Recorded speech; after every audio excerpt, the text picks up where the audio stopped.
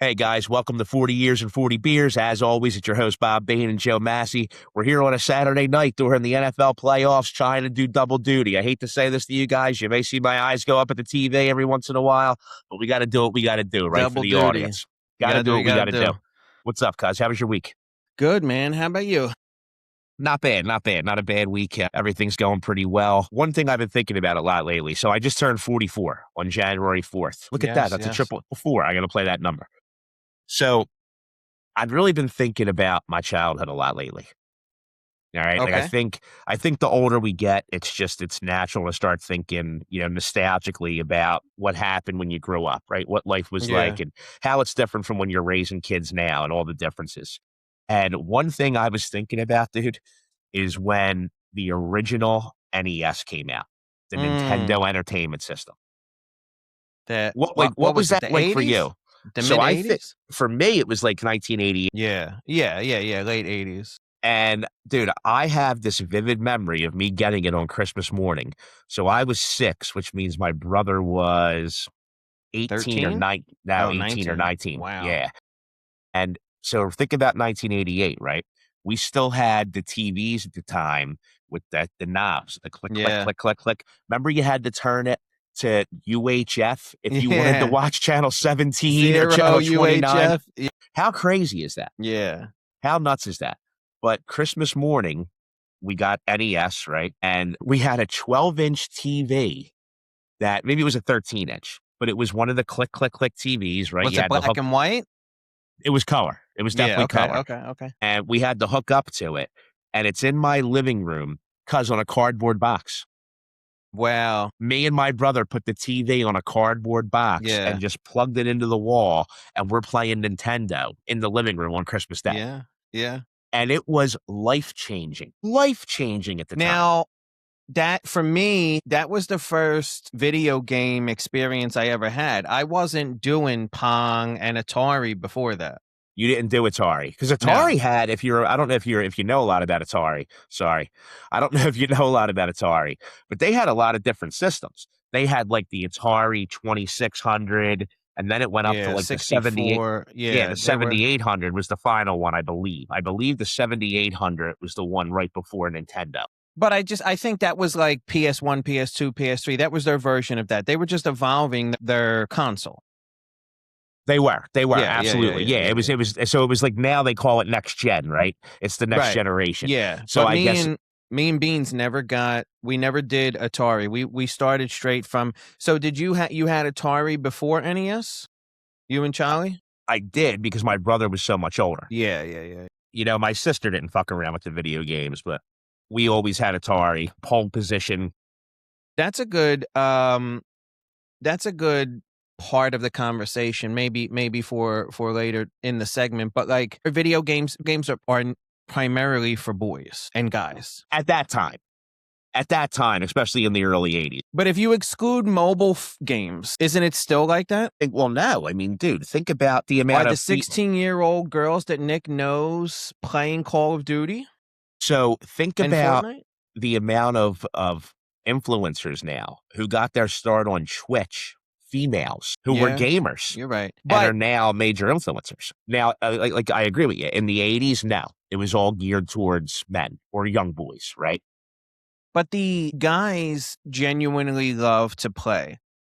Do you think that the women were just doing it on Twitch? So first of all, I've never seen a female video game player on Twitch that wasn't a knockout and didn't have her cleavage out. Well, she So, knows which they know what they're doing, and now but they're on OnlyFans. don't you think they're forcing themselves to play video games for money? I don't know because the ones I've seen were actually good. Okay, all right. It wasn't like they were just sitting there showing their cleavage and wearing tight clothes and being a knockout. They actually knew how to And play the then video dying game. every 5 seconds. Yeah, I got you. Correct. I got They you. Okay. actually knew.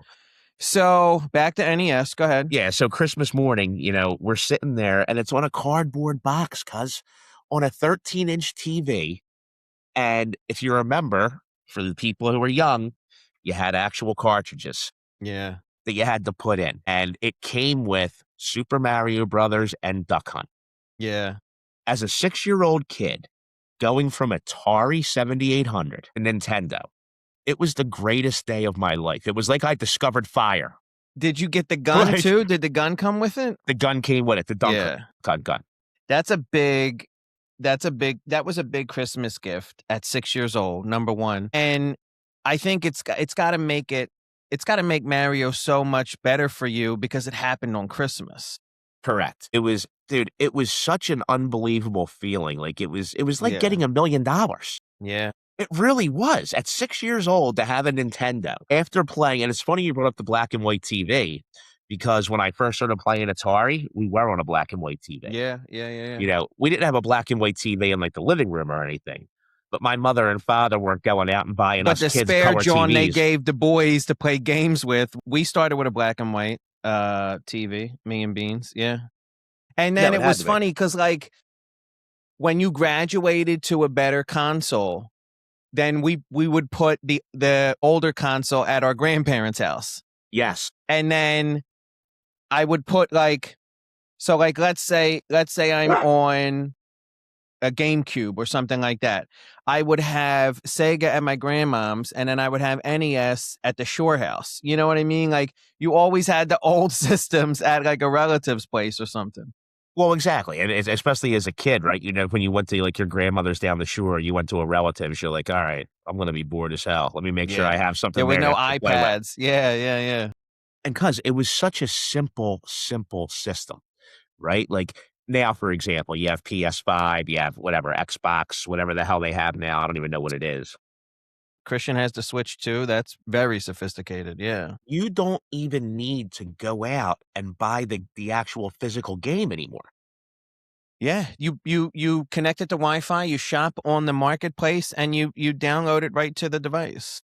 Yes. Now, there's advantages to that, right? And there's negatives. I remember getting the NES, taking the goddamn game out of the package, putting it in, and Yeah. 10 seconds later, I'm playing it. Yeah. You don't have that ability now.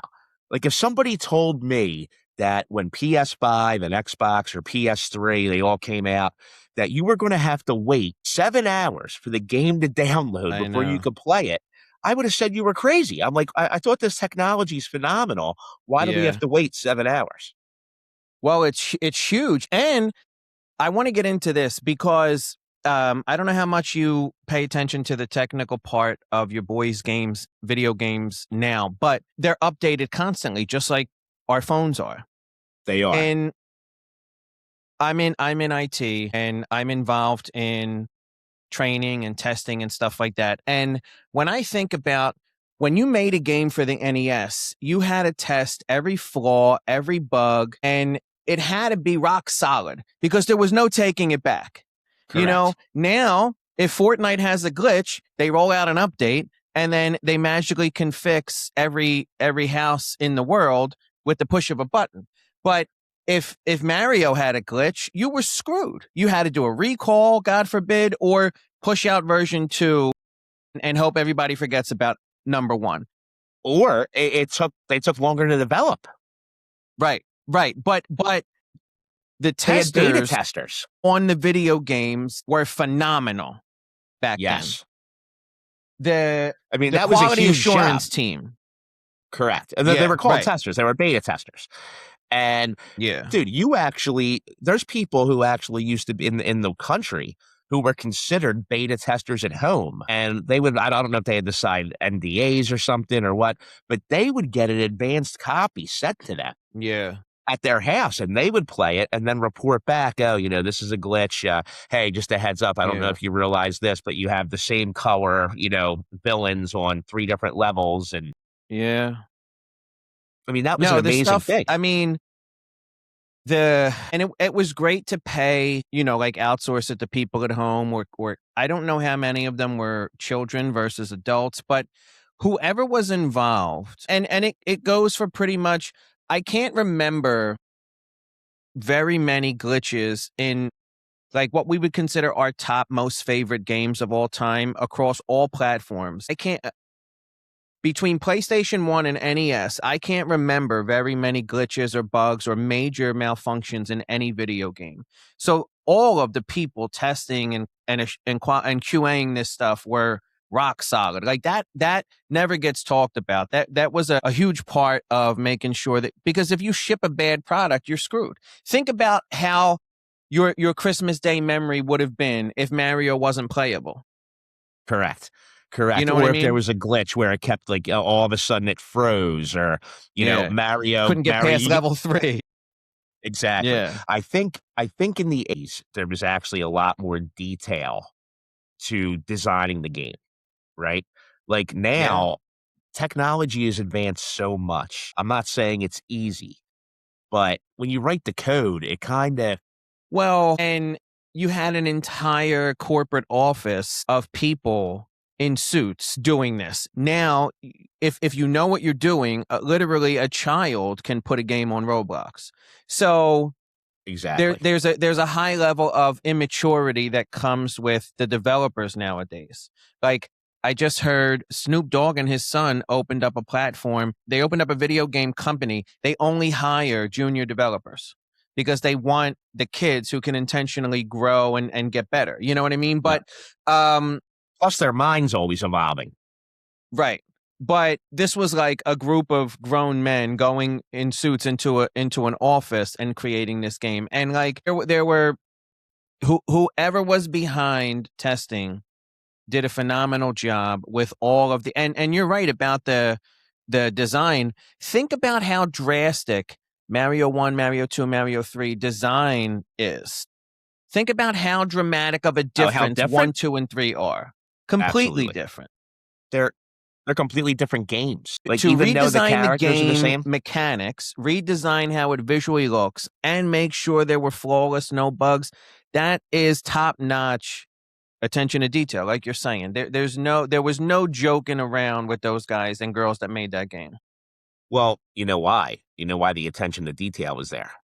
It's Japanese, cuz. Yeah, they were Japanese. Yeah, yeah. I I mean, didn't literally, want to say it. I and didn't that's want to say it. and not for nothing. I know Americans probably don't want to hear that, especially in Yeah, the 80s. that's true though, for This sure. is a compliment to the Japanese people. They produced a hell of a product, Yeah. especially in the 80s. I mean, it was like I said it before already. It was so game changing from what we had previously that it just destroyed every other video game. You know, the jump from Atari to NES was just like the jump from BlackBerry to iPhone. It felt like Correct. that. Correct. I It agree. felt like that. And now, you weren't using that analogy then, obviously, but now No, you're yeah. correct. When you go back, you could see it. BlackBerry was a phone that you can call and text on. You had some rudimentary games, but then iPhone took it light years beyond. And same thing with Atari. You had Pong. You had rudimentary games, and then Mario 1 came and Duck Hunt came, and and it wasn't just a square controller anymore. They came out of the gate with the With gun. a You know what I gun! mean? With a gun, you could The shoot gun. ducks. Do you And they had, do you remember the glove? the Power Glove? But that was later. Mass, can you imagine? The It's glove, 1988. Think about this. Ready? Ready? Go back in time with me. All Do right. you have a photograph of Christmas 88? I don't know, but it's 1988. All right, and you're from like Huntsville, Alabama, and you're 6 years old, and this video game comes out where you're already probably a hunter. You're a family full of hunters, Yeah, yeah, and now you and your dad have the ability to shoot ducks from your living room. yeah. This was probably one of the greatest bonding experiences for people across the country. I mean, still to this day, Poop and Ella do it. I know you and your boys do it. Me and my whole family do it. Till this day, Mario Kart is still a video game that is played constantly over and over and crosses race and genre and age and all that kind of stuff. So Mario Kart's way later though than NES. It is, but my point is, like you're saying, in the beginning it was Duck Hunt, and then maybe it was something in between. But Nintendo, as a company, has maintained that bonding experience in a video game that might not be their most popular for since the beginning of their existence. Do you think that was the goal? Do you think or was it? I don't think it wasn't the goal. It had to be part of the goal. Was that intentional when they designed these games, when they designed Mario, when they designed, Duck Hunt when they designed, I guess we'll say Mario Kart, even though that was later, but I understand your point, was the point where they knew that families were going to get together and play these games. I mean, but you have to think, like, in Japan, was there hunting like that? Was there the Nashville? Where's the Nashville in Japan? Where, like, do you think that one of the Japanese guys working on Duck Hunt was like, I can't wait to take this home and do it with my kid? I mean, I have to think they still hunt in Japan, right? I mean, just because it's Japan doesn't mean they don't. They still the I don't know what to call it. The foresight, the imagination of, first of all, what to come up with, right? Because how do you jump from Pong to Duck Hunt? Well, it's just innovation. And I think that they enjoyed making them so much that passion came. I don't know how to put it. Like, that passion that went into the game, it comes out in all the consumers that take advantage of it. I don't know if they set out to only make that the goal, right? Like, obviously it's a business and they did something great, but like, family bonding experience has to be part of what they were after, for sure. It has to be. We were talking about how one of the disadvantages today is you can't just pop the game in and play. Right. You got to wait 2, 3, 4 hours. Who knows? Sometimes 7, dude, depending on if it's a double disc like Red Dead. You can go buy a cartridge, but majority of the kids do not. Yeah. But even when you pop the CD in, you have to download it for 4 or 5 hours. Yeah, you're right. You're right about that. There's always a download with the cartridge or CD as well. Yeah, you're right. So here's what that brought me back to. The one flaw with NES, as much as I love it, as much as it was a great part of my childhood, because our kids are never going to understand the concept of almost suffocating, blowing into the game to blow the dust out, and then putting it in, hitting reset multiple times, right? Those little gold prongs. And then sometimes it wouldn't go down when you would push on it. No, because do you remember sometimes you had to sit there and leave the thing open? You had to leave the flap open, and you would have to like push it to the side. You have to put the cartridge to the side. We used to put the sleeve that the cartridge came in between the cartridge and the top of the lid, so that it would force it down. I mean, this is insane. As great as it was, we just talked about it, right? They would have never let any game go out that wasn't playing, never would have let any console go out that didn't play. But this was the one flaw in the entire system. It was hardware related. The software was rock solid. But yeah, those golden prongs and those springs that pushed it down, that was a big flaw for sure. And then you had to get a Q-tip with a little alcohol and clean them if it was really bad. Yeah, that was a problem. The controllers, I never had an issue with the controllers. So from a hardware perspective, it was always those golden pins and the way it would be received by the inside of the device. Now, I also have a theory. So our games in our house would actually, in my opinion, not work more than the average individual. Wow. And I'm going to tell you, I would notice that after a while, maybe 6 months, maybe a year, whatever. What's that called? We'll call it the insert, right? The pin, those golden pins. Yeah, the golden pins. Yeah. I'd noticed all that stuff would start to get a little bit yellow. I wonder if it was because my parents smoked in the house. Did the nicotine get to the games? Remember, I don't know if it happened in your crib, but remember when people would smoke in the house and their white curtains would turn yellow? And then definitely happened to my house. They would bleach them, and when you would dip the curtains in the bleach, and then you could see half was yellow, half was white. Mess. We used to have to, like, every 3 or 4 years repaint our walls white. Yeah. My parents loved white walls, but then they smoked a ton in the house. So I'm not kidding when I say every 3 or 4 years we had to repaint the walls white. Yeah.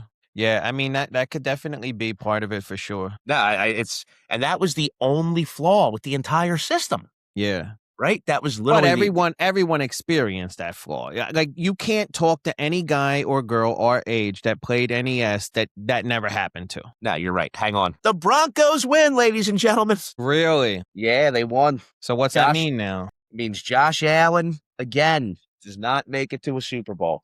The Bills quarterback. So who's going now? It's only the divisional round. So right now, the Broncos from the AFC advanced to the AFC Championship. And now we have the 49ers and the Seahawks coming up from the NFC. All right. So do you want to get into what were your most favorite games? that's what we're going to. So I think the only way we need to transition this right now is we need to have a very long conversation about your and my top 10 NES games. They have to be Top NES 10. games. They can't be Nintendo, Super Nintendo, no Yeah, Nintendo Nintendo 64, no GameCubes, just NES. just NES. Now, here's the thing. There's going to be some people in the comments who are probably saying, I can't believe you left this game off. You left this game off. There are probably 3,000 It's NES just cartridges. your favorite for you. It's your opinion. And then my favorite. We're not saying these are the top. They're our favorite. Right. These are my top 10 and your top 10. Right. All right. So you want me to go first? And Yeah, we go could, ahead, you know what we could do? You could even be like, oh, I got that on my list. And then we can talk about the game. Yeah, go ahead. All right. So are you going to rank them best to worst, or you're just going to name all 10? I'm going to go from 10 up to 1. Okay. All right. My 10th favorite game of all time on NES is Marble Madness. I had that on my list and then I took it off. That was my 10th as well. But then I took it off in place for another 10. How frustrating was that game? I remember sitting there with the controller being like, light, and then it would fall off the goddamn side. Yeah. But then once you figured out how to get it going and going down the ramps, and dude, I'd be lost in it for hours sometimes. It was one of the first like casual games, because like Mario had a definitive start and end. It had a story. You had to save the princess. There were levels. Marble Madness was one of the first casual games that you really could get lost in. Yeah, it was great. Yeah, dude, it was so insane. Like I remember literally sitting there. It was the first experience I think I had with a game where I would like throw the controller. Yeah. You know what I mean? Where I'd be like, look, this is fun. If you can't even win, why am I even playing? Like I would talk to the TV. Well, let's explain what that means, because one of the other advantages the kids have today is saving your progress. Yes. There was no concept. Let's be clear. There was no concept of saving your progress in 1988. Now, when NES came, I guess it came out 85 or whatever. But yeah, by the time we got it, 88, 89, there was no saving the game, right? Nah. So if you sat down to play something, you were locked in for hours because you had to start over from the beginning if you died. Correct. Now, I will say, I believe that you mean checkpoints is what you mean. Yeah. Because Super Mario Brothers, if you remember, you could. I think starting with Super Mario Brothers 2, like if you made it to World 3, you would start the game next time you played. You could save it and start at World 3 again. At World 3, yeah. And then you could do it at 6, but like checkpoints inside the level. Yeah. Correct. Well, and now the levels are much longer too, to be fair. But yeah, there was I think Punch Out did it, right? After you won the first circuit, you could get the code. Yep. So that you could skip that circuit. But like that was the like other thing. The codes were the cheat codes. Like the remember cheat codes. Game Genie? Remember they came out with Game Genie? Yeah. Like, and then, because you would go buy magazines. They had gaming magazines and books, and then you would learn all the cheat codes. What was the up, down, left, right, A, B, select, start? That's Contra. Yeah. But I mean, like, that was like, that's any guy in his 40s can rattle off that code at a moment's notice if you ask him. Like, Game Genie was crazy. I forgot all about that. Yeah. All right. So Marble Madness is 10. All right. Number 9, Super Mario Brothers 2. Mario 2? Now, are you putting multiple of the same franchise on your list? So each game is independent. All right. I didn't do it that way. If I had a Ninja Turtles, I'm not putting any more Ninja Turtles. If I had a Mega Man, I'm not putting any more Mega Man. So I'll explain to you why I did that, because that's funny. I do have those distinctions on my list. All right. Super Mario Brothers 2 was such a step up from 1. Major. Like, dude, remember, like in Super Mario Brothers 1, you could jump on the guys and kill them, right? Super Mario Brothers 2, all of a sudden you come in, the worlds look incredible. By the way, Nintendo stole it. I don't know if you know that. They actually stole Super Mario Brothers 2, the design, everything from somebody else. Really? I don't know exactly who, but yeah, Super Mario Brothers 2 was stolen, the concept. I had no idea. And do you remember it was the first time you could like pick up the radishes? Yeah. You could actually You pick them up and walk around and throw them. You couldn't do and that in one. and you could sit on their heads and let them carry you around. Correct. Yeah. Correct. It was such the colors, the And music, everything was different. the secret doors weren't in 1. They were weren't in well 2. they weren't in no, they weren't in 2 either. So, and we're gonna get into that. So you could always warp, right? In 1 and 2, you could warp down the stacks, I guess. 2 didn't have doors? No, 2 didn't have doors. All right. It was just such a step up from the first one. What was it wasn't Bowser and Peach, right? It was that giant falcon, that bird at the end that you would fight? Correct. Yeah. And then What was 2. that? I don't even remember. I don't even know. See, I'm not too well versed in all the Super Mario characters as far as the villains and all that. But that was I'm not making that up, right? That was the final boss, was that giant was. falcon head. And you never saw more than just half the head on the Correct. right side of the screen. Yeah. Yeah, and he would like maybe like go up and down. He would move like it was all over the place. I remember. All right, Yeah. ready? Number 8, Mega Man 2. Woo! I got that at number 9. Mega Man 2 was literally, that's a game where you would sit there and you just talked about it where, oh, God forbid, you can't pass a checkpoint. You would sit there and play it for hours. I remember going through 3, 4, 5 levels in a night at 8, 9 years old. Yeah. 7, 8, 9 years old.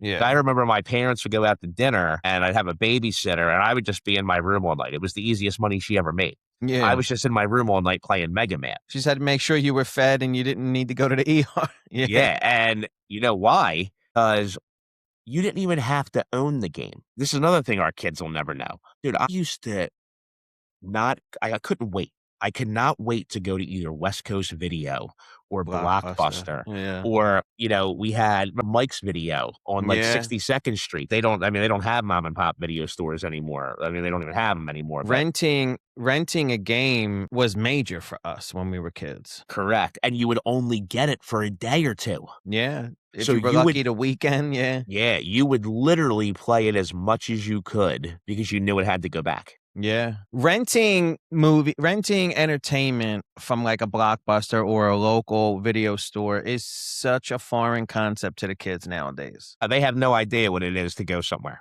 and actually have to get But Blockbuster, like when Christopher says the popcorn and candy gets I get me off high. on that. I get off on that popcorn and candy smell. You got that at you had that same feeling when you walked in Blockbuster. Yes, and remember that they were the first video store to come up with the system where they would have like the original, right? The original title in the front, and then you would have like 3 or 4 VHS or 3 or 4 DVDs behind, so you knew that it was available. Yeah. The worst feeling in the world was going there and seeing a game you wanted, and there were no copies that you could rent behind it. Well, that was their claim to fame. That's how they made it big. They found a way to have multiple copies of everything all the time, not just games, movies too. Because in a local mom and pop store, they didn't have enough backing and enough money to buy more than 1 or 2 copies. Correct. You know what I mean? Blockbuster, you would get minimum 5 to 10, depending on how big of a deal because they were actually expensive. I just found this out, like on a Blockbuster documentary, like when The Godfather came out, for example, like a video store would used to have to pay like $150 for a copy. Wow. Yeah, and then obviously it pays for you itself. You saw that in The Offer, when Tom Hanks' son's character, when he comes up with the idea to buy it out in every theater across the world and stuff like that. So same concept though. So what's your number 7? Number 7, Ninja Gaiden. Woo! Okay. You know why? Because that's the name. It's not Gaiden. I don't care what anybody says. It's named Ninja Gaiden. I bet you call it a GIF. The moving pictures. No, it's a GIF. All right. Ninja Gaiden. Ninja Gaiden. This game reminded me of, do you remember this movie? Here's some nostalgia for you. Do you remember American Ninja? Bro, I knew you were going to say that. American Ninja 1 and 2. I never got down with like 3 through 5 or whatever they were. I was obsessed with 1 and 2. With Joe and what was the black guy's name? I don't even Armstrong? remember. I Armstrong. don't remember. I don't remember, but I know when I was a kid, I was obsessed with American Ninja 1 and 2. I was 1 and 2 were unbelievable. And you're right. Like Ninja Gaiden, the guy in Ninja Gaiden made you feel like you were Joe Armstrong. Because remember, you could like jump onto the wall with the Yeah. blocks and hang on, and you had this flip like up the And the what are the stars called that you would shoot? ninja stars. Yeah, Ninja Stars. Yeah. Ninja Stars, like that was a game that pushed the boundaries of like, because like if you think about like Mega Man, Mario, even Double Dragon, it was very horizontal. It was a very linear thing. You moved from left to right, you went up and Correct. down. Ninja Gaiden was the one of the games that pushed those boundaries on like how you could maneuver around the screen and what was possible in that world. That's a great It was number the first 7. one. It was the first one where the screen. I agree. It was the first one where the screen kind of rotated, for lack of a better Yes. word. Like you Yeah. could go any direction you wanted, and the camera view went that way. But your character, your player was much more flexible too. Correct. I mean, I also, if I'm in my opinion, it was the first time I remember being able to like flip in a game. I'm sure there were other games, but that's the first game I remember being able to flip. That's another game that That's a great number 7. never owned it, but I rented it multiple times. What, Ninja Gaiden too? Yes, in Ninja Gaiden, I Ninja rented it. Gaiden. Yeah. I rented it all the time. All right, number 6, Punch Out. Mike Tyson's Punch You Out. got Punch Out at 6? I do. Bro, Mike Tyson's Punch Out is, I don't know why, for a brief period of time in like the iPhone 3, iPhone 4 era, it was available for iOS, and now it's not in the App Store anymore. Punch Out is such a great game, and to have Mike Tyson did it long before John Madden, correct? Madden was not on Nintendo. Madden came out on Sega. Right. My point is, a significant sports individual coming into the world of video games. Tyson did it way before anyone else. It was the very first game that was ever branded towards one sports or athletic star. The very first game. Because who else was in that category? You had Tony Hawk and John Madden. Who else was in there? Nobody. Those 3. And all of those were later. So, and think about it, like I remember the characters. Like it was one of the first games I was like, all right, the progression, right? So the first boxer is Glass Joe. Yeah. Who everybody kicks his ass. He was that one 99. Yeah. Right.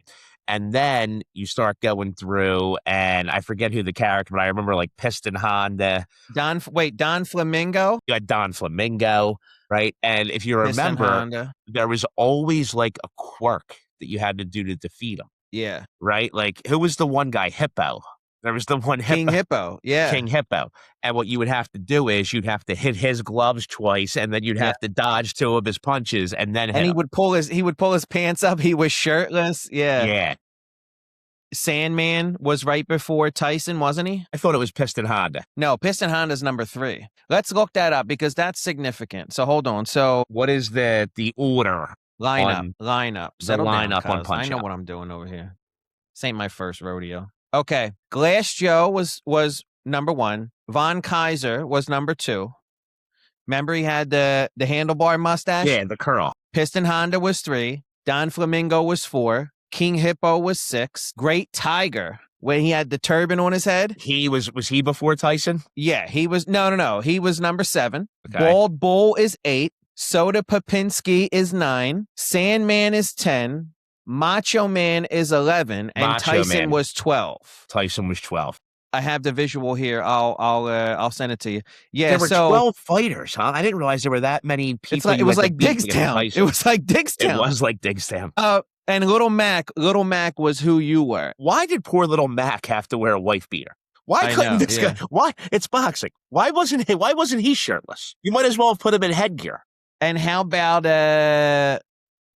his trainer? He used to follow him in the car as Mac was riding on the bike. The black trainer, the heavyweight black trainer. So that would happen in between fights. There'd always be like a training sequence or something. Yeah. But again, like just like how the original crew that made the first NES video game, we were saying like the ingenuity, the imagination, the creativity. Imagine So we all know at that time in the 80s and 90s how laser focused Tyson was on boxing. He was an animal. Yeah. Oh God, he's the best But ever. to be so laser focused in your career and then one day wake up and be like, I want to put myself in a video game. Well, I'm sure that's not what happened. I'm sure the video game creators contacted him and were like, hey, listen, we're going to pay you a ton of money if we can just put your name on this thing. You think? That's what I think happened. You don't think it was Tyson's idea? Not at all. Not at that time of his life. He's very business savvy now. At that time, it was just Nintendo going, we have an opportunity here to corner the market with a boxing game and an athlete. So we're going to reach out to Tyson, and he'll be the first celebrity athlete endorsement, so to speak, for Nintendo. Yeah, you were right. I was wrong. So the NES game Mike Tyson's Punch-Out originated from an arcade game developed in 1984 by Nintendo, partly due to a surplus of video game monitors after Donkey Kong's success. The idea to include Mike Tyson for the NES version came from Nintendo of America's president, Minoru Arakawa, who was impressed by Tyson's boxing and secured a 3-year licensing deal before Tyson became a heavyweight champion. Wow. That's genius. So if you remember, this is just great The business, hits just right? keep on coming, cuz. This is just great business on Nintendo's part. So Nintendo America. So before Mike Tyson won the title, you've never seen anything like it. For like 25 straight fights when he was 19, 20 years old, he would just destroy people. They had the wherewithal to realize we have something here. Yeah. Before he won the title, they got the rights. That's amazing. I had no idea about that. His entire career, he had less than 10 knockouts, right? I mean, he was knocked out he lost less than 10 fights. God, I want to say maybe 4. I mean, Right. I could be wrong. It could be 4 or 5. So but, it didn't take much to realize he was fantastic before the championship. But you're right. You can't take anything away from the Nintendo president who had this idea. That was an unbelievable move. Unbelievable. Would you say it was almost as popular as Mario itself? No. Really? No, I think Mario Brothers is the most at the time. But outside of the Mario franchise, who's competing with that level of popularity and longevity? Well, did it have longevity though? Because there wasn't like a Tyson's Punch-Out 2 or there was a Super Punch-Out, and I started by saying it was on Apple phones for a while. They made a Super Punch-Out with different characters, and it was on iOS for a little bit. But think about where we're at today. When you get one of those HDMI sticks with like all the games on them, isn't one of the first things you look for Punch-Out? It is. I mean, I look for a ton of games, but yes, Punch-Out's definitely in my mind. That doesn't count. That doesn't give it longevity. No, I guess it does. That's a great point. No, I didn't think of it that way. But so you have Punch-Out at 6? Was it a game that people were replaying after they beat it? 1,000%. You think? Yeah. See, I didn't. Once I beat it, I never replayed it. That's why it's number 6 for me. Without putting in the code to get straight to the final circuit, it was an extremely long process to get to Tyson and beat him. It was. Like you were saying, you had to memorize all those quirks for 11 people before you even got to Tyson. And Tyson was extremely difficult to figure out. No, he was. It was a very, very hard game to beat, which it's funny because this game's not on my list. You know what was the hardest game in my opinion? One of the hardest on NES? Friday the 13th. I don't remember that very, very well. It was so ridiculously hard. I don't know anybody who's ever beat it. I'm sure plenty of people have. I actually just gave up playing it. So we move on. All right. We went through your bottom 5. Now let's go to your top 5. Who do you have at number 5? Teenage Mutant Ninja Turtles 2. The arcade game. 2. That was the one that had, if you remember, you had to like swim underwater and dismantle the bombs against the clock. Mass, I used to hyperventilate. Cause it was like I was drowning. It was like me. There's memes all over social media that say, therapist, when was the beginning of your anxiety? Me. And then it's the electrocution underwater of the turtle. Yeah. Okay, so hold on. So we talked about the glove in the beginning. Now, when I think of the glove, I think of the movie The Wizard with Fred Savage. Hold on, do me a favor. You're getting way ahead of yourself. Why? Because I'm going to talk about that. I have a whole thing planned for that, for the glove and Fred Savage.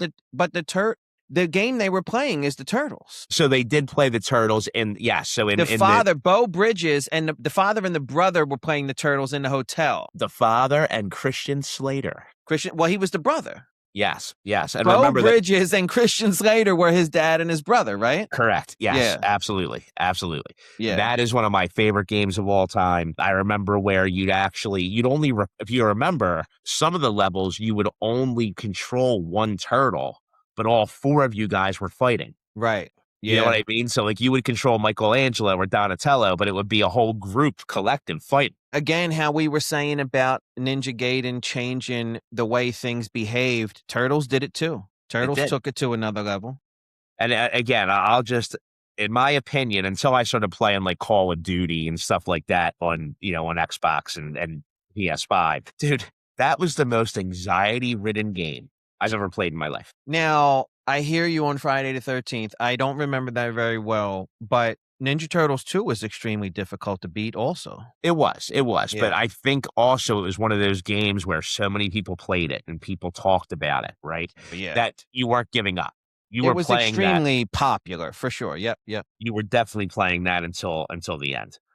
All right, number 4. Hit me. Super Spike V-Ball Jam. Now, you don't even know what this game is, I have do you? zero clue. I have zero clue. So this was beach volleyball, 2-on-2, and you would go to different areas of the world. So you'd play a tournament. When you say b-ball, I think basketball. No, V. V is in Victor. V-ball. Okay. Yeah, V is in Victor. Super Spike V as in Victor for the audience. V-Ball Jam. Well, V is in volley, cuz. V is same thing. V is in volley. Yeah. All right, V is in volley. So you would actually you would be on the mat and you would have to go play a tournament. All right. And all of a sudden you'd be in Canada.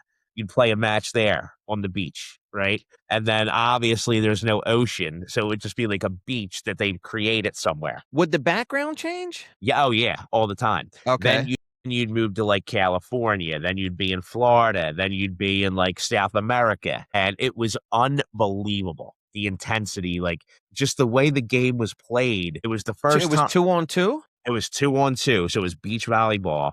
And when you would spike the ball, it was awesome. You'd come up and you would just kill it.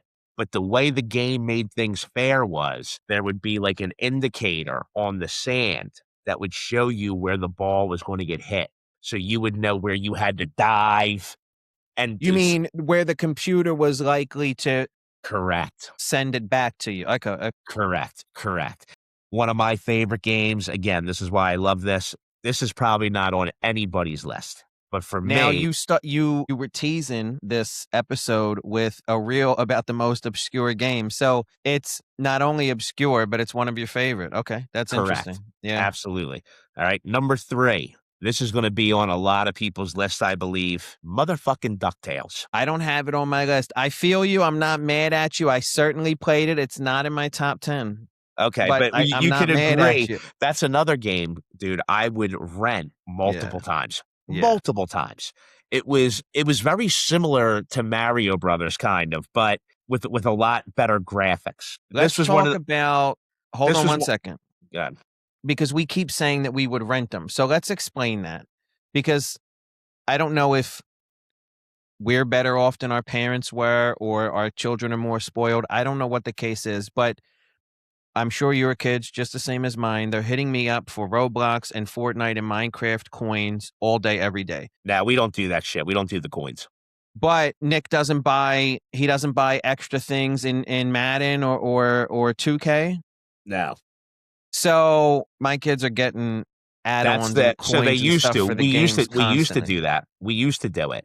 And then you realize that it's just a money grab. Right. So, but my point is, when we were children, the reason we had to rent them is because we would only get a game on Christmas or our birthday. There were only 2 times a year you could actually own your own game. Because my parents weren't going out and getting me rollerblades or hockey sticks or basket because I just wanted them.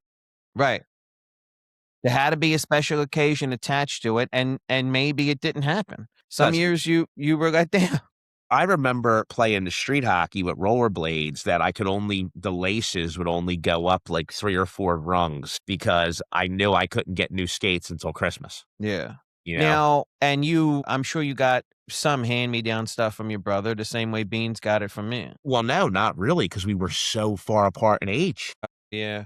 Yeah, that's right. Yeah, you're right. You know, my brother and sister, right now, she'll be 57 April. My brother's 55, you know? Yeah. So, I mean, right now, it's really not a big deal. I mean, we're all adults. We're worrying about the same No, but shit. an 11-year gap when you're 6 is major. Yeah, yeah. They were, Yeah, yeah. Charlie was 19. You said he was 19 and you were 6 when he was 18. So when I was 6, he was 18, and but Michelle still was 19.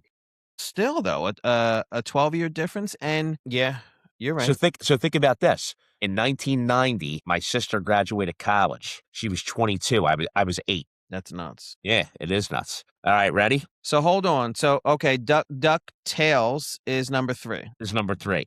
Number 2, Tecmo Bowl. Yeah.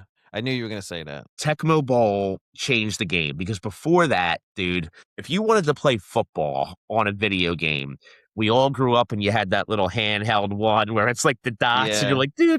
like, do. My dad When used to play that when he was on the toilet. Yes, Yeah. when Tecmo Bowl came out, it was almost like fire was invented, right? The wheel was it was the most realistic Yeah. sports game at the time, right? And it also didn't help that, God forbid, you were the Raiders and you just gave the ball to Bo Jackson, you won. That was Yeah. always a rule. I always told people you weren't allowed to play with the Raiders. Yeah. No, you're right. It was at the time, it was extremely realistic and it was the only way you could play an actual game with players and throwing the ball and have a score and stuff like that. That little handheld John was nowhere near. That was a worse jump from that to Tecmo Bowl was so much more advanced. It was unbelievable. Here's the other thing. It was the first game I remember that used actual pro athletes. So, like, when they would score a Well, touchdown, no, it would be not Tyson. No. As in like a collective, like hockey, baseball, Yeah. So like you would score a touchdown, you're the 49ers, and it would be like Roger Craig. You know what I mean? They do Yeah. the high five. Remember that? Yeah. That was the first time I remember that happening. Yeah, you're right. Tyson was by himself. All the other guys were made up, and there was no other mention of a real person in there. I think this is going to be a number 1 on a lot of people's list. I actually think it's the number 1 on probably any top 100, any top 10, but it is. I mean, judging by what you haven't said yet, I'm hoping it's the same as my number 1. The number 1 Nintendo game of all time is Super Mario Bros. 3. Yeah, that's my number 1. Yeah. Because Percent. it was 100%. it was introduced in a goddamn film, in a movie, The Wizard. Yeah. That's the first time you saw it. And it never came out yet, and you see The Wizard, and you're sitting there going, "Oh my God, what the hell is this?" It was also Again, extremely brilliant marketing, and the guys, the group behind Nintendo were on fire in the 80s and 90s, cuz. So think about this, the progression, right? So in Super Mario Brothers, you could get the mushroom and become a larger Mario. You had the fireball. Well, right? wait, do you want to go back to just regular Mario before they became Super? Where No. So Super Mario Brothers on NES. Okay. All right. Okay. So you had the fireball. Mhm. All right. You could throw the fireball in Super Mario Brothers. The star. And did you have the star in Super Mario Brothers? Yeah. Okay. 100%. So then Super Mario Brothers 2, you still have the star. You can still become larger Mario. You can still throw the fire, right? And now you can pick up things that are dug underground and then throw them at people. And well, hold on. You can't forget in 2, you were able to play as 4 different characters. You were, but Yeah. that didn't affect the gameplay as far as Correct. what you were able to do. Now Super Mario Brothers 3 comes. And we talked about this earlier, where you always had the ability to warp and go down like the green chutes, the green Mhm. tunnels or whatever. Okay. The pipes, Sup- dog. The pipes. Yeah. Super Mario Brothers 3 comes. Now all of a sudden you can fly, right? That was The tail, when that feather popped out of the musical note cloud and you got the tail, it was like one of nobody the knew best what was feelings going on. ever. The last thing I'm going to say about Super Mario Bros. 3, and it goes back to the marketing. It was the first time that a video game was introduced in like pop culture live, right? Nintendo was getting so big that they were able to do a movie that the plot was about Nintendo. Like you said, they had the Power Glove. It was the first time Yeah. they introduced the Power Glove, right? Lucas was his name in The Wizard, Yeah. and Yeah. he's like, I love the Power Glove. He It's was a so good. badass. He was a badass. All right. And then you have Bo Bridges and Christian Slater traveling across the country trying to find their kids. And they're playing video games. They're playing Teenage Mutant Ninja Turtles in the hotel room. Yeah. Right. Like it was the What was first time the game they played at the end at the final championship in The Super Mario Wizard? Bros. 3. Was it 3? Okay, yeah, Yeah, yeah. it was because remember it ends the game, and I think it was Ninja Gaiden. Ninja Gaiden was the semifinals, I think.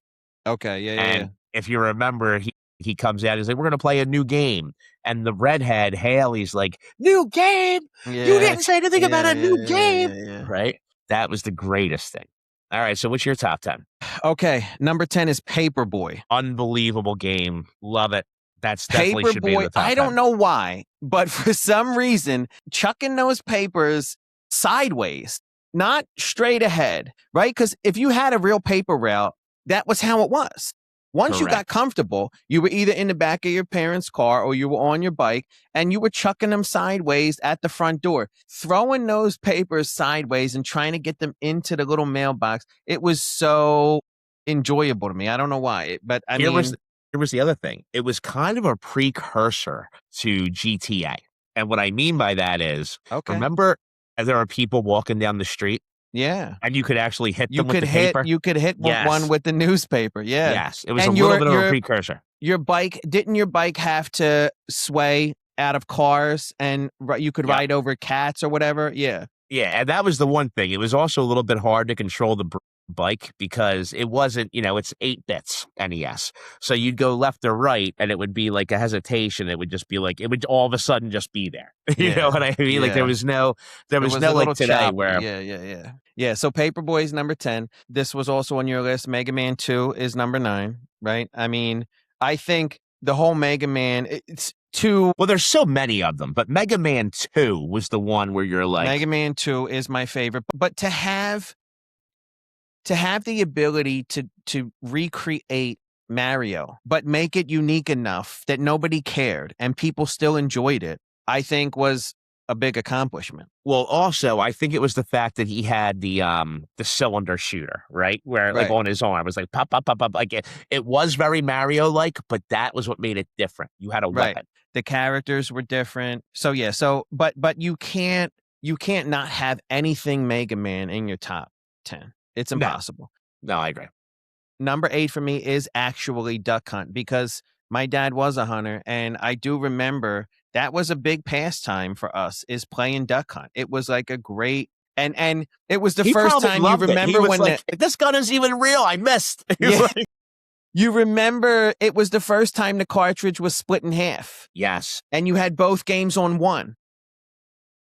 great, great, Paul.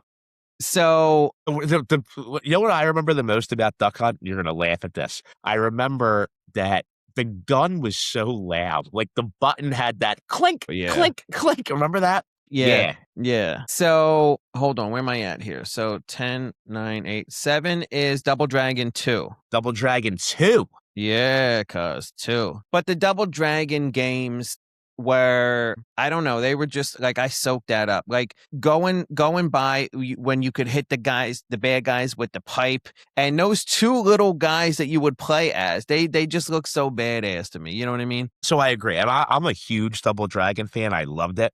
Here's the one reason it's not in my top 10. I feel like it was a ripoff of Bad Dudes. Yeah. Remember Bad Dudes, how they weren't ninjas, right? They were just bad. It's kind of the same game, right? It is. But again, just like Mega Man and Mario are similar, but they were both great. Bad Dudes, I don't think it didn't come out as well as Double Dragon did. No, and I just had a vivid memory of it. Like I remember that if you had the pipe in your hand and they would hit you, and then if you remember, you would start like blinking, and then the pipe would fall out of your hand, and then you would have to pick it back up again. And it did. It kind of you went back like that. Yeah, it was, and then you would drop in again when your character would come back to life. So Double Dragon 2 is number 7, And then at number 6, I have Ninja Gaiden 2. Ninja Gaiden 2. I prefer 2 over 1. I have a lot of 2s on the list, but yeah, Ninja Gaiden 2 was just even the cover when you see, the ninja's head and you in the intro when the stars get thrown out in the Didn't he beginning have, as you're like, loading up. in Ninja Gaiden 2, wasn't the cover like it was like kind of like the first, like he's like there's like the red band around him, Yes. right? Yeah, Yeah. that's what I'm Yeah. saying. Yeah, so but like you had the regular Ninja Gaiden in your top. Ninja Gaiden, it totally it made you feel like you were Joe Armstrong, 100%, It 100%. did. Number 5 is Excite Bike. Excite Bike is a phenomenal pick. Excite Bike was great.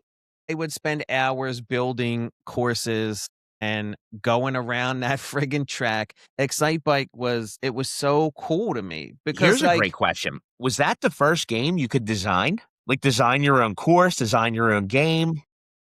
what you could you design in Marble Madness? Can't remember.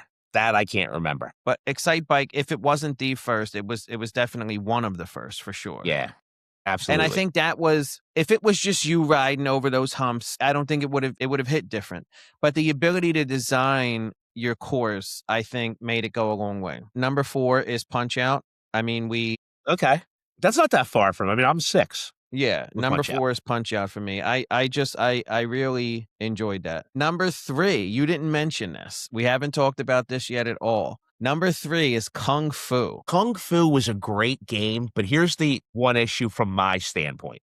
I played it so much as an actual arcade game, right? Like I remember See, I being, never played it in the arcade. Never. dude, when I was at St. Mary's, we had it in the basketball, like in the gym, right? Well, where you put the quarters in. Remember it had like that weird key that you had to Yeah. like the soda machines and well, ours was open. All right. It didn't like it wouldn't lock. So we figured out that if you open it up and behind it, hit the all little you did was switch, click yeah. yes. Yeah. We would play it nonstop all the time.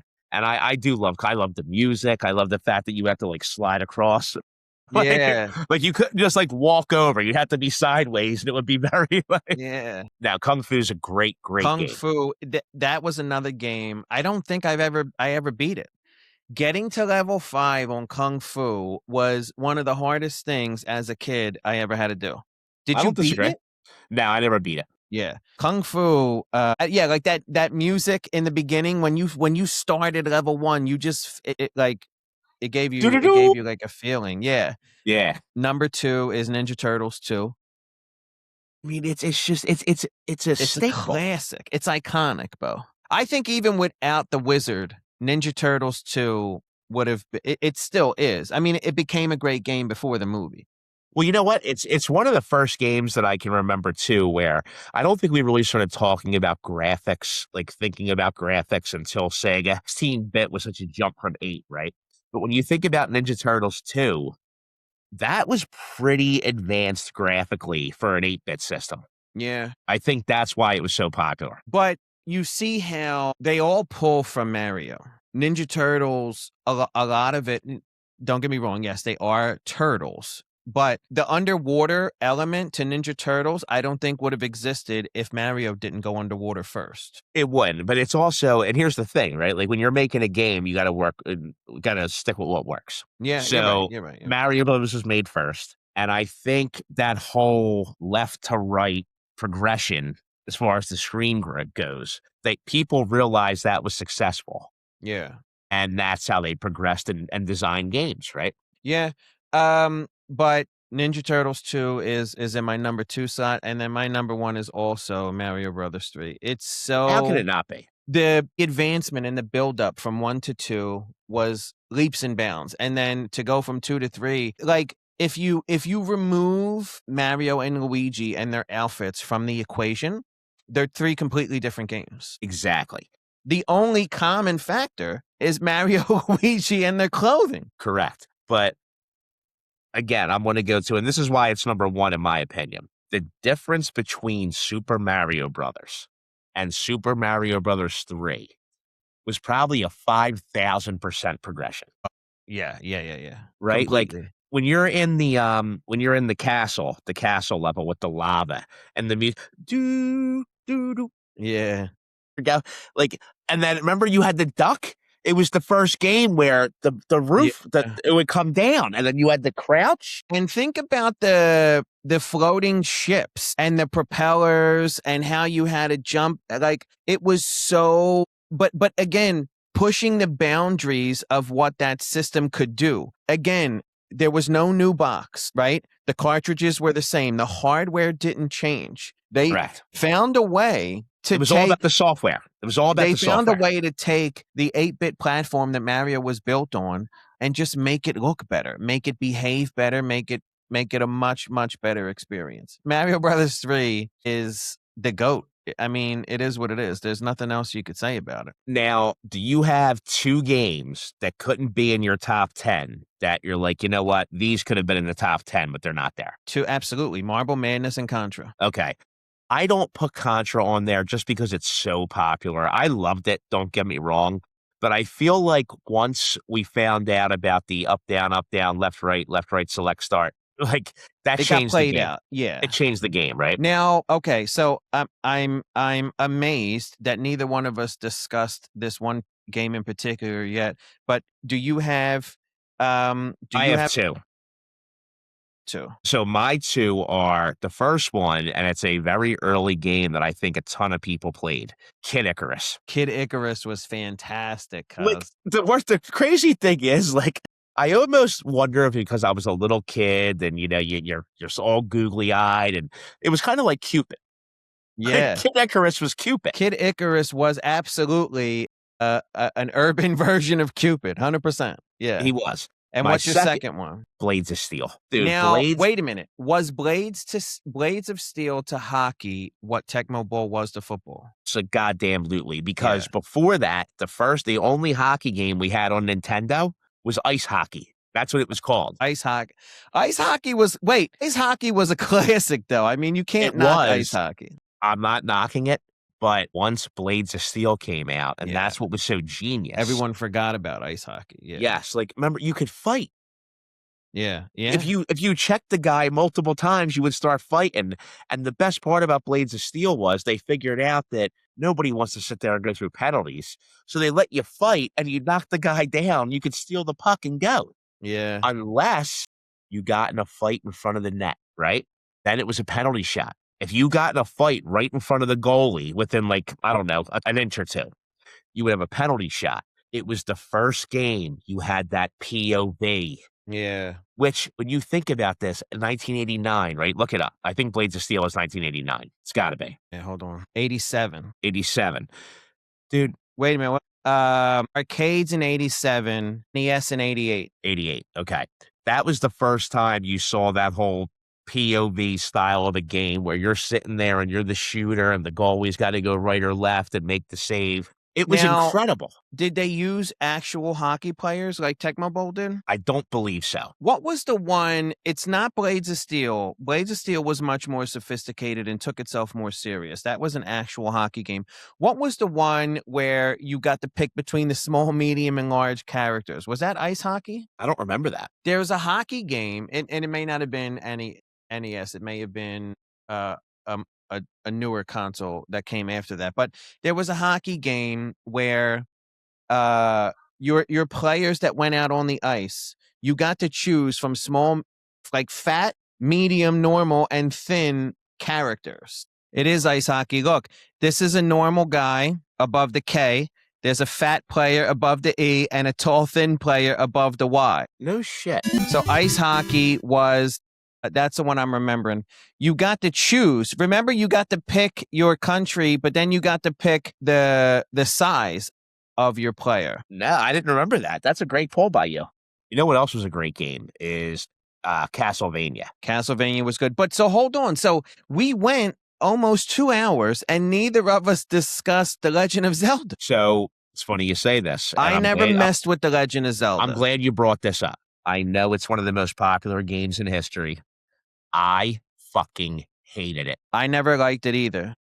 I hate Even to this day, like Poop and his kids play the Switch version, like the Call of the Wild or whatever it is. And he's telling me like he likes it so much. He's trying to give it to me to borrow so I can like it just as much. And he's telling me like, you gotta light a fire, cook your own food. Now this is present day, 2026, so it's night and day. But So you know what it was? It was the very first actual role-playing game, right? It was the first RPG. you think so? Absolutely. Zelda was, that's why it's so popular. That's why it's in the Nintendo top 10. Because frankly, it was innovative. It was game-changing for a lot of the video game genre.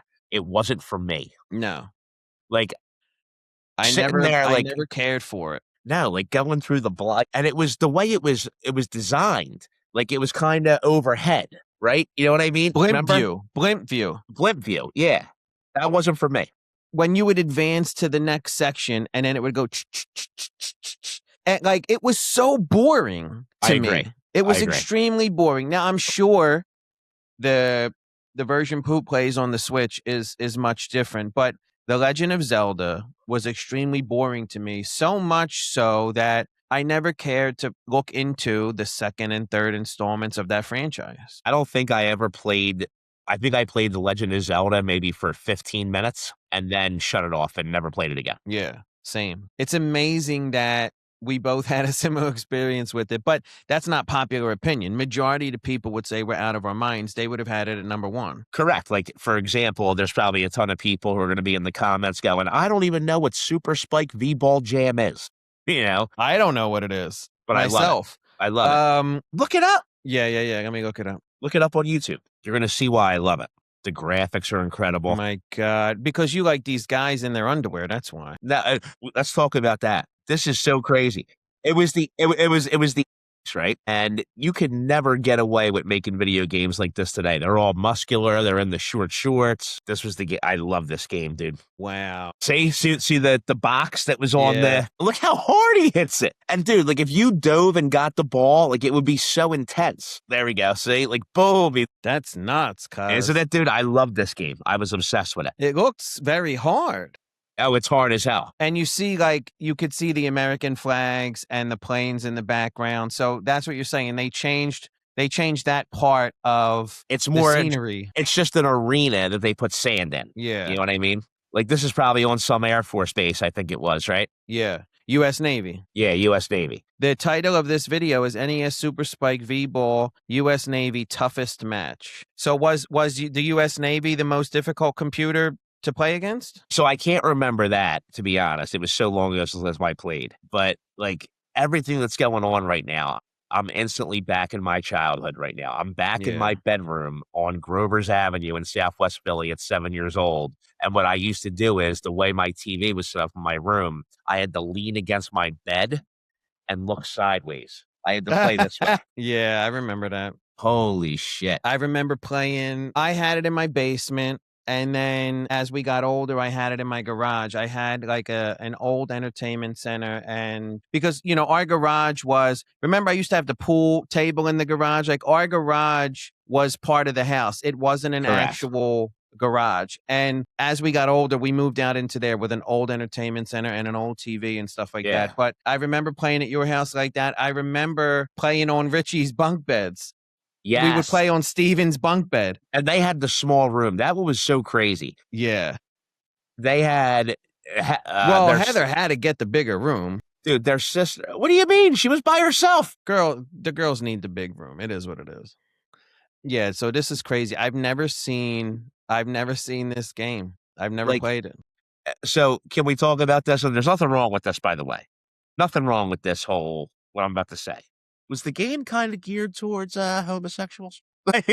So, because it was in your top 10, I didn't want to go there. Like, why are the guys, now that I'm watching the game again, why are their thighs so big? It looked like a bunch of little Arnold Schwarzeneggers out there. It did. Was that the key? Was that what they were going for? Who the hell knows? I guess so. That's amazing. Don't you think Rambo is part of the reason why Contra exists? Don't you think... Well, when did First Blood come out? Was that 1982? I don't know. Rambo First Blood is probably 82. Rambo franchise, 82. There you go. So you might be onto something there. I think Rambo is part of the reason why Contra exists. think Karate Kid is part of the reason why Kung Fu exists. I think that Well, Rocky. cuz, hold on. I can't believe you just said that. Karate Kid had their own game. You don't remember the Karate Kid Nintendo game? I do. I know of it. I never played it though. Cuz you were actually at the All Valley tournament. You had to chop the ice blocks. You had to catch the friggin' like there were like skills that you had to maintain Oh wait, in I do between the remember matches. catching the fly and Remember you chopping had the to catch ice the fly? blocks. Yeah. Yes. Yeah. And then remember, you had to do the whole you had the Karate Kid 2. You had to dodge the friggin' the thing. Yeah. I remember that. Yeah. But I think Karate Kid influenced Kung Fu. I think Rambo influenced Contra. I think that Rocky Balboa influenced what Mac looked like, Little Mac, as part of Tyson.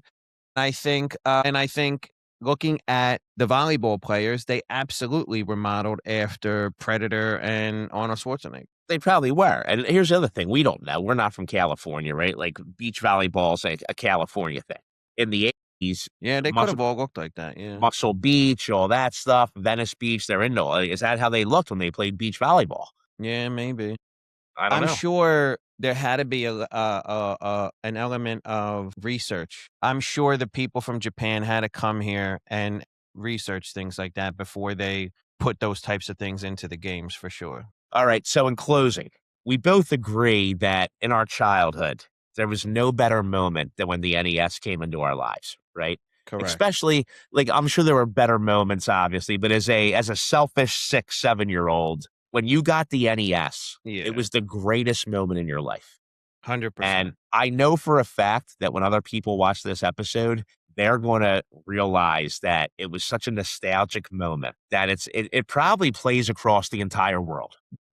The feeling when you unwrapped the NES was so great, it ruined the receiving of every other console that came after it. I Does that agree. make sense? That is a phenomenal point. Does that So, make sense? yes, because for me, the NES was the very first console that I opened as a gift. Correct. The Atari was my brother's, Same. right? NES. I'm the So, oldest, you're the youngest in the family, right? So, yeah. but we're the same age. So, same. NES was the first. And then they're like, I think I had them all or I played them all, like even TurboGrafx 16, but NES was the first one I received as a gift from Santa. And that moment was so dope that when you open Sega Genesis, it wasn't the same. No. So NES was the first time I think I experienced, and not knowing that at the time, the first time I experienced obsession, right? Yeah. Where I got it and it's all I wanted to do. Well, because it was so fun. It was so different. It was something you could do on your own. Because remember, before that, you had to get a group of kids together to go to have fun. Mass, we talked about it earlier. We went from having click, click, click TVs where you had bunny ears and had to adjust to watch the TV and sometimes put tinfoil on the end. UHF right? versus VHF, yeah. So all of a sudden, you're playing a video game that in your mind was so realistic. And Yeah. at the time, it was, right? Yeah. NES changed the game for personal gaming systems forever. Yeah, I agree. I mean, that's a great way to wrap it up. It changed the world. It changed the world. The one thing I want to do right Bottom now line. is I want to thank Nintendo America. I want to thank Nintendo Japanese, Japan, the Nintendo headquarters. Japan, the Yeah. headquarters, for having the forward thought to see what people 1988 wanted, to see the kids didn't want to play kick the can anymore. They didn't want to sit there and, I don't know, get a magnifying glass and burn ants. They wanted to know they wanted to know about technology. It was the technology age. There was an actual plumber, maintenance man in the building that the Mario character is based on. That I did know. That I did know. We didn't touch on it, but did the Bob Hoskins and John Leguizamo movie, was that released during the NES time? No, Or did the movie Super Mario Brothers come out with a different console? I would say Super NES was probably out after that, like before Super Mario Brothers came out with John Leguizamo. 93. Yeah, you're right. Yeah, so when did Super NES come out? For the United States, it was 85. No. Super Nintendo. Super NES. I don't know. Hold on. 91. So yeah, it was There you go. based on Super NES. You figure if that dropped in September of 91, they started filming this in 92. But Dennis Hopper, Bob Hoskins, John Leguizamo, they had a couple heavy hitters in there at the time. So there you go. I don't count the Ninja Turtles movie because the Ninja Turtles were already a cartoon before the video game, right? Correct. The cartoon kind of conjured the video game in popularity. Yeah, Right? 100%. Super 100%. Mario Brothers was reversed. Super Mario Brothers, from what I can remember, was the first time where you had a movie based off a video game. Yeah. And it was really dark and weird. It was. I mean, I think it was just weird because, one, it's Super Mario Brothers. How do you make a movie out of it? Right? Yeah. It was Because the technology wasn't there at the time to there was no CGI. Well, do what at they that time, did a couple years ago with Chris Pratt. yeah, but there was CGI in 93, actually, because the first CGI film ever, if I remember, was Jurassic Park in 92. Jurassic Park was 93, wasn't it? I But think it was 92. was the wait. Was the Captain Lou Albano Mario Brothers cartoon before the movie? We can't. That's how we have to end, cuz we have to end. Remember, he would open up the medicine cabinet. Because Captain Lou Albano with the fucking with the earring, Like, like, oh my god, he narrated it or something. He was a wrestling guy, But he was in the cartoon. He narrated it. I don't remember that. Hold on. Captain Lou Albano, Mario. It comes the first thing you Google. Look at him. Hold on. I got to share this. This is hysterical, cuz. Look at him. He was in the cartoon. There we go. Look at him. So the cartoon, he would come through the medicine cabinet, cuz. Let me pull this up. He played a live action Mario. And he would narrate the cartoon, and he would be in intermission and in between the commercials. He would be. Jesus Christ. They milked. And this is the whole thing. See, this is why Super Mario and Nintendo were so successful and so innovative that other people started piggybacking on top of it.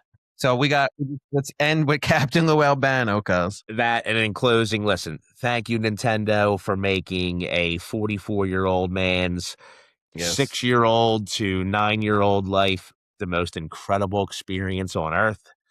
We can't thank you enough. We can't thank you for your innovation. We can't thank you enough for your genius. We can't thank you for the thousands of games that you guys put out.